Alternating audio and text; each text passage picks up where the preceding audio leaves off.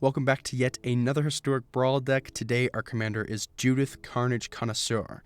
Now if you're clicking on this video you probably already know what it does, but it's just a fantastic commander with instant and sorceries that deal damage, which is perfect for the colors of black and red, so I'm not going to get too much into depth with it. So really what we want to run in the deck is just a lot of cards that deal damage to a lot of creatures, specifically our opponent's stuff, such as Blazing Volley and the Festivities and a lot more. We also have a lot of other cards in here that are going to deal a lot of damage off of one hit, so with the Death Touch Lifelink ability, we can get a lot from it and gain a lot as well. We have a bunch of win cons in the deck with Fire Emancipation and some other little ints in here as well. Bolas' Citadel goes absolutely crazy in this deck. I don't really have to get into that. We do have a lot of ping things with Thermal Alchemist and other things like Witty Roastmaster with the extra tokens that we'll be creating off of Judith and many other parts of the deck. So without further ado, let's just jump right into the games. Game 1, our hand isn't terrible. I guess we'll keep it here. And we do have basically two commanders with the Companion and Gishath. So we know it's going to be some dinosaurs. Okay, so let's see. Gets +1/+1 and gives everything vigilance. So that's not bad. That's actually pretty good. But let's see. He's going first. Gishath is very annoying, but it's only when it deals combat damage, and it's 8 mana, so it takes quite a bit of time to get out there. He does mulligan. Let's see if he's going to get something new. Oh wait, I am going first. It just took him forever to mulligan. But let's see. Plays the forest. Alright, we're going to play the mountain here past the turn. Next turn we're either going to play Gutter Snipe or Veto. I don't think it matters a whole lot unless he plays something that has removal in it, or Command Tower. Unless he does a turn 2 ramp, I'm not super concerned. Tapped the forest for nothing. Okay, so that just kind of tests the sanity of dinosaur players by tapping the forest on doing nothing. Alright, plays the plains. Alright, so he has 3 mana of basically whatever he wants because he has all of the mana and the colors that he needs. Plays Kinjali Sunwing.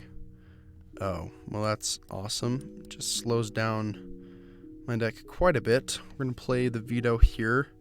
We're going to pass the turn after that. Wow, that's really annoying actually. If we get the extra land, it's not going to be terrible because Judith, we can still use its ability even though it's tapped.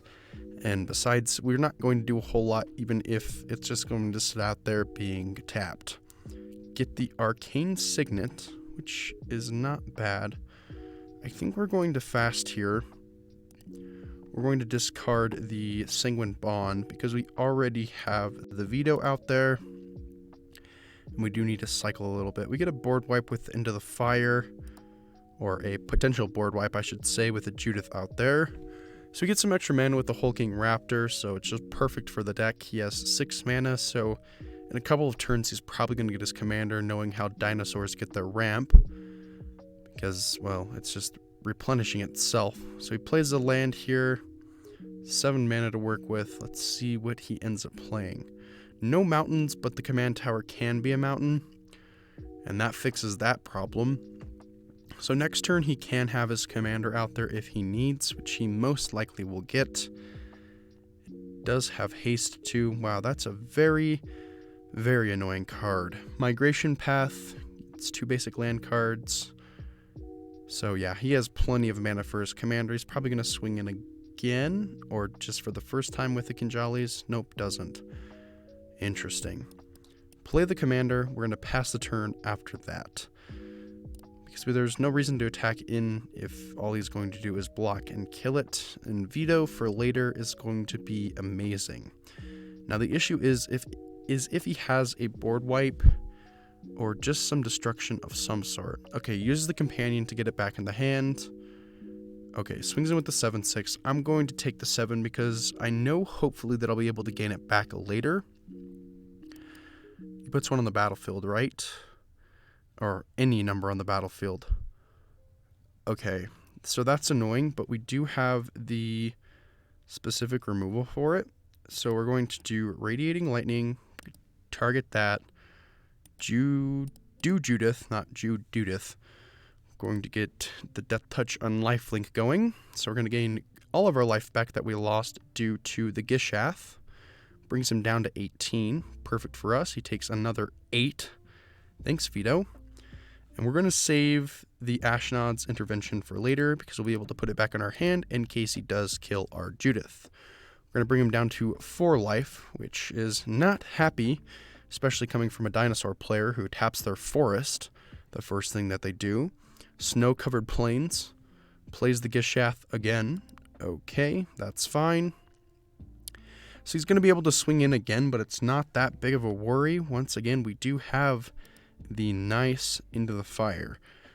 So even if he swings in and we're going to take a chunk of damage, it's still not going to matter.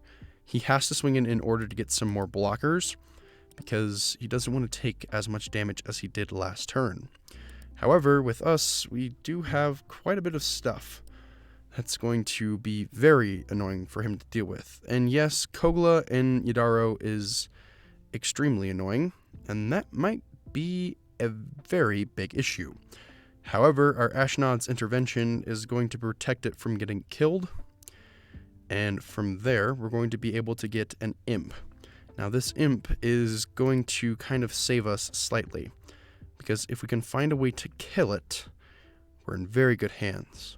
Or, actually, I think that's going to be game because we can cast it Into the Fire, and as long as Gutter Snipe's out there, and there's no responses, it's going to be A-okay. Now, we're not going to do anything with Judith because Ashnod's intervention is going to allow us to bring it back to our hand. And that is game, my friends. Hello, Into the Fire.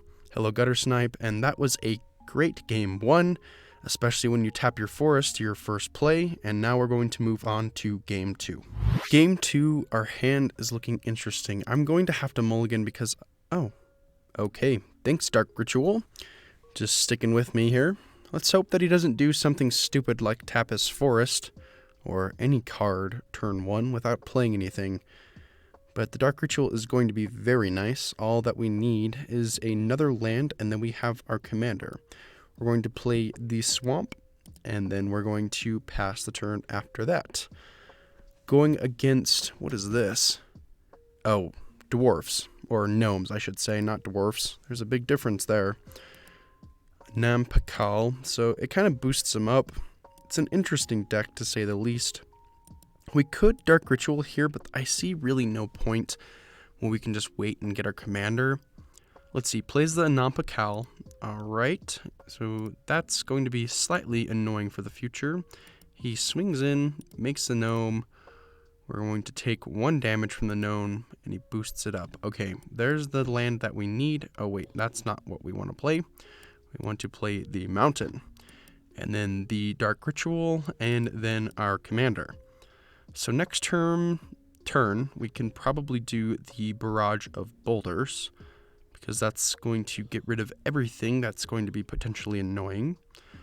Also, if we get another land, we can do a potential Roaming Throne and wait for later, or we could go down the Staff of Completion route and get some fun things off of that.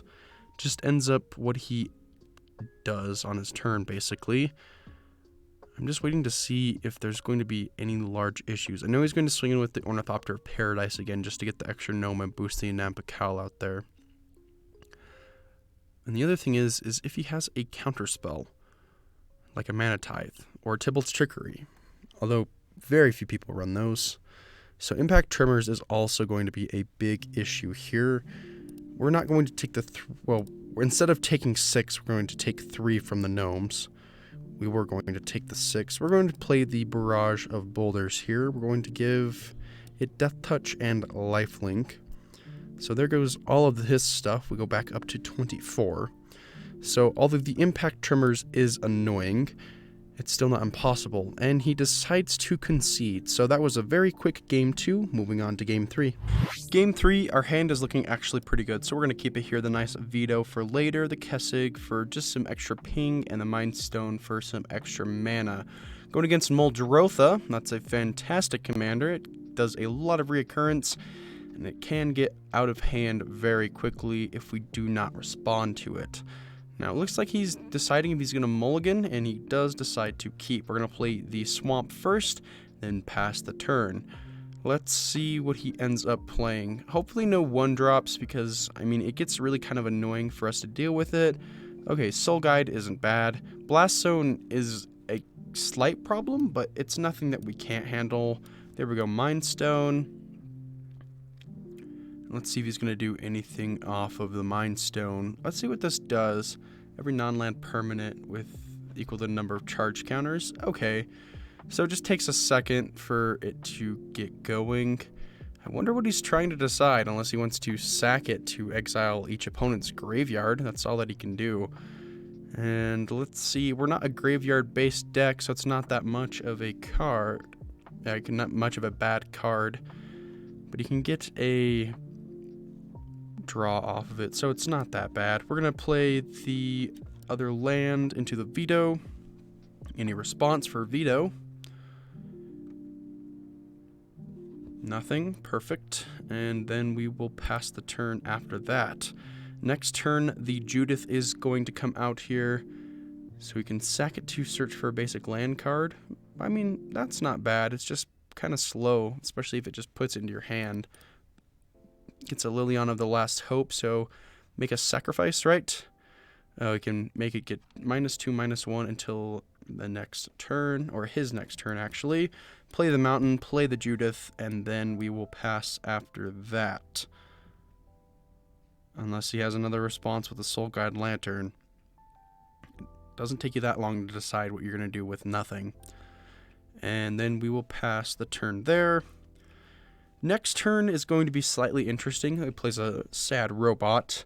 We can do the Exquisite Blood for basically the combo of veto. Oh, why don't we just do that? Yeah, I think that's what we're going to do. We're going to play the Exquisite Blood and then into Maestro's Theater, and that should be it. Game-winning combo right here. Thank you. Nothing. We're going to get a Swamp, just in case he has something on the stack, but I doubt it. Gain the life, and there is the Exquisite Blood combo, and he does concede there. So that was a very quick Game 3. We're going to move on to Game 4. Game 4, our hand is looking like a lot of artifacts. We're going to keep it because we do have a lot of ramp. Going against Yarok the Desecrated, so a fun commander. The sad thing is, though, is that we only have swamps to deal with, so if he has any artifact removal, and we're not going to get any swamps or mountains anytime soon if we don't get any, we're not in the best situation. Into the North Ramp Sim something. Let's see, Rimwood Falls. Okay. Draw a Lightning Bolt. I'm so glad that we have some mountains to use that with. But at least we're not going to Lightning Bolt something strange. Nissa, Resurgent Animist. Alright.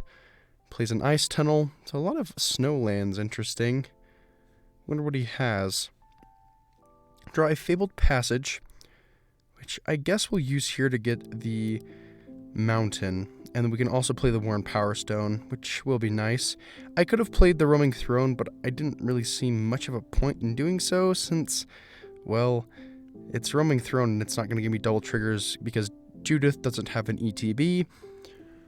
Plays a Cabaretti Courtyard, so Nis is going to go a little crazy here. Gets another mana, and gets another mana off of the Cabaretti trigger, whatever they get, basic Mountain, Forest, or Plains card. There it is, the Forest. Nissa gets to draw him. Adds a blue, so can play his commander. He does that. So now he has double ETBs, which is very annoying. Which also means we have to be very cautious in what we do. We're going to play the Judith here. And we're also going to play the Lightning Bolt on the Yarok. Using Judith to give it Death Touch and Lifelink, we'll be able to get some more life off of it. And then we'll pass a turn. He'll probably play Rex Sage on Worn Power Stone if he does decide to do it, which does make sense. Or he might Rex Sage on the Ornithopter if he does do it, but he wants his commander. He does do the Rex Sage. Okay, Worn Power Stone. There it goes. That's fine. Getting that out of the way is a big sigh of relief. Alright, Virus Beetle we do discard. I guess we can discard the Thermal Alk because we don't really need that right now. And that's it. Draw another swamp. Slightly disappointing, but nothing we can't handle.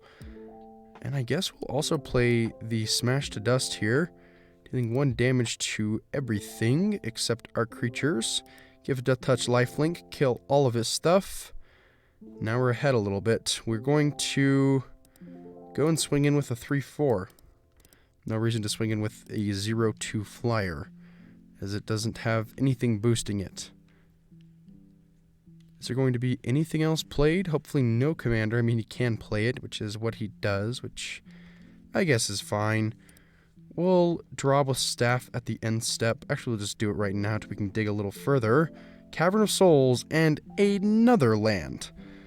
Let's see if we can dig a little more, going down to 20 life, and a Stone Splitter Bolt. Not bad at all. Scry with Temple of Malice will keep the cast into the fire at the top. We will also play the Stone Splitter Bolt using, let's use all 6. So we can get that thing a lot. Oh, we can't do 6. We have to do 5. Perfect. We're not going to use the bargain. We're just going to use the Stone Splitter. We're going to deal 5 to it. Use the autopay feature and give it Death Touch lifelink to where we can gain quite a bit back. Put his commander back. Let's slow it down a little bit. That's what this deck loves to do. Bring him down to 16. Alright, Contaminated Aquifer. So some very slow lands, but useful in the future, I guess. Generous Stray allows him to draw. What's a 1-2? What's a 1-2 gonna do? Hopefully nothing. Let's also use Staff of Completion to draw another one going down to 21 life. Fear Fire Foes. Okay. Play the Cavern of Souls. We're going to choose human here because that'll be our best bet to actually getting some advantage. And then, well, also, I mean, we can just do the Roaming Throne here. Hope for no board wipe. Do the same thing. We'll target human again. Get that going on. Okay, and we could Fear Fire Foes or cast into the fire the Generous Stray, but it's just a 1-2, so we can just swing in, hopefully, with no repercussions. Coming in hot with the Judith. Let's see any blocks whatsoever. Ooh, Urtai. Ooh. Well. We'll see what happens. Urtai gets to choose something. Okay. Can we do this on the stack? Yes. Cast into the fire. Deal it there, and deal it there. Judith gets a trigger, double of them actually, so one of them is going to be Death Touch lifelink, the other is going to be able to create the Imp. We'll get those cards out of the way, gain some life as a result. Judith does die because of the trigger on the stack. We do get to draw, and nice, burn down the house. And we'll put the Judith back into our command zone. We'll keep the Fear Fire Foes for later, and we'll pass the turn. So no commander yet, but that has never helped anybody by saying the word yet, because it's always going to most likely fail. Skullport Merchant. Okay, so some extra treasures. Oracle of the Alpha puts the power 9 to the deck. Let's see what else is going to come out here. Nothing, please. And thank you. Alright, we're going to play the swamp here into our commander. And we could... yeah, let's Fear Fire Foes here. Fear Fire Foes, the Oracle of the Alpha. Use 2. Target the Oracle. Autopay, take some damage here, but we do get to basically gain it back. We'll give it Death Touch lifelink. The other one we get to create the 2/2 Imp. So there goes the Oracle of the Alpha. He can sack it if he wants and waste the treasure to get some advantage to draw a card. Oh wait, can't waste the treasure, it just does that. But A-okay, we're going to swing in with the 4/4. Let's see if he does block with the Skullport. Does not. Good for us. Gets a Mox Emerald, so that's part of the power 9. Gets the Yarok. That's annoying, double ETBs, but nothing we can't handle once again. Ooh, Sanguine Bond. We're going to use the Staff of Completion to dig a little deeper, going down to 17 from 21. Draw a Radiating Lightning. Wow, the top decks are kind of crazy. We're going to choose that. And hello, Judith. Once again, give a Death Touch lifelink and create the 2/2 red imp. Board wiping him. Although he doesn't have a lot, it's still going to give us some advantage, and it's going to be a little annoying. Goes down to 9. There goes his board. We gain some of it back, owing up to 22, and he concedes. So that was an excellent game 4. Moving on to game 5. Final game 5. Our hand is looking very good. Okay. Going against Atraxa here. This commander can get kind of crazy if we do let it do what it wants to do. That was a lot of do's. But Atraxa is a fantastic commander. If you haven't already, you should check out both my Atraxa's video on the Praetor's Voice and the Grand Unifier. They are very fun decks. Both of them do kind of different things, but they want the same goal, and that's to win the game, as most decks do. It's a fantastic card, both of them as commanders, and you should definitely check it out if you haven't already. Arcane Signet, alright. We're going to play the Swamp into the Staff of Completion again, and then we are going to pass the turn after that. So we do have enough mana for a commander, almost guaranteed, unless he has some land removal, strangely enough. There's probably not a lot in green. Oh. Wooded Foothills allows him to get a forest, I guess, because that's all that he can dig for from that card. Puts it... Oh, well, he gets that too. Ow. I hate Crystalline Giant. Almost more than I hate dinosaur players. Actually, it just kind of puts a test to my... well, their knowledge. Gave it hexproof. Is one of them indestructible? I don't think one of them is. It just gets annoying and more annoying. And then more annoying. Play the Judith. We're going to take some damage because of the Staff of Completion, but we do want it out there. And now we need something other than Furious, potentially, because that's not going to target the Atraxa thanks to the Flying Vigilance and all that other stuff that it has on it. Death Touch and Lifelink. Not fun. Thinking. Me too. Usually all the time. But either way, let's see what happens. The Crystalline Giant getting the hexproof. Oh no. Mutate. Oh, and it has reach now. Really? Really? Are you going to play like that? Guess he is. Trying to bait some removal of some sort, but I'm not giving in. Actually, I probably will. Because I don't really want to... I could Furious here, but our commander would die. I think we have to because that thing is going to get very annoying and out of hand very quickly. Judith, give a Death Touch lifelink. Get rid of it. We do gain some life, but our commander is gone and we're set back a bit as it is now his turn. He gets basically a free Atraxa out there. Delighted Halfling.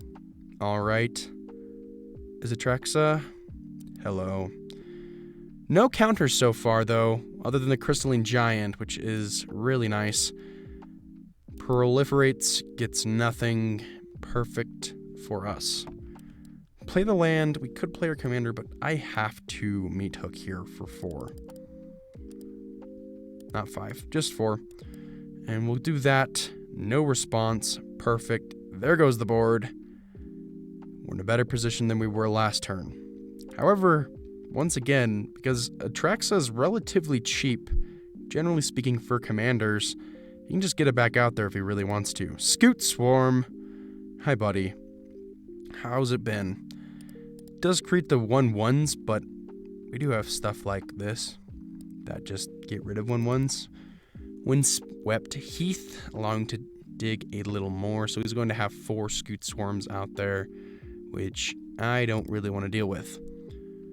Can't swing in with anything because they all just came in during this turn. Ozolith. Okay, not the great one, but still a good one. Staff and pay for draw. Into a land, which isn't bad. It's not fantastic. It's not really what we wanted. Do we have enough to still Cosmotronic? We do, but we're going to have to take a little bit. But we can gain most of it back anyways. Cosmotronic, we're going to deal 1 damage to all of that stuff. There it goes, and perfect for us. So we do have the creature out there now. He has nothing, but he can get the Atraxa out there. Essence Symbiote. All right. Trumpeting Gnar. Mutate. Gets a 3/3. And puts a +1/+1 on it as well. Interesting. We're going to play the Judith here. And then we will pass the turn after that. There's no point in swinging in. We are down to the same life total he is with 23. Plays the Poliwag Symbiote. No mutate, but it can mutate for less. Puts +1/+1 on the Trumpeting Gnar, but gets double because of the Ozolith. Is he going to swing in with the 7/7? Doesn't. Interesting. Do we play the Veto, sack it to something like a Vampiric Right, get some advantage? Doesn't seem like the worst idea. We only draw one, though. I want a couple more. We'll sack Veto, get a couple of cards, get some extra triggers off that. We're going to create the 2/2 Imp. Draw 2 lands. Not great, but we did get this to get rid of all of that stuff. Give it Death Touch Lifelink. There goes the board. Bring us back up to 26 life. Going to swing in. Bring him down to 15. Pass after that. Plays the Plains. There's the commander. On the stack. Vampiric Rights. Auto pay. Take a little bit of damage here. Sack the Imp. Bringing him down to 13 life. We're going to dig a little deeper. We're going to gain some life back from it as well. So we only really paid 1 life for the staff completion. And draw a Dark Ritual. Okay. Ozolith boosts it to a 6/6. And now an 8/8. So not looking super good on our end, but we can dig a little deeper with the Staff of Completion, which is what we're going to do. Smash to dust. Hi, buddy. How's it been? Smash the Atraxa to dust again. So there that goes. Perfect for us. And we're going to play the... I guess we'll play the Raphael.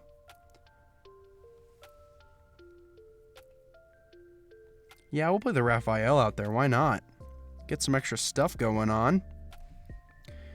And he does decide to concede as well. So that was an excellent Game 5. If you enjoyed the deck, please like and subscribe. It would be greatly appreciated. We're almost to 500 subscribers, which would just be absolutely amazing.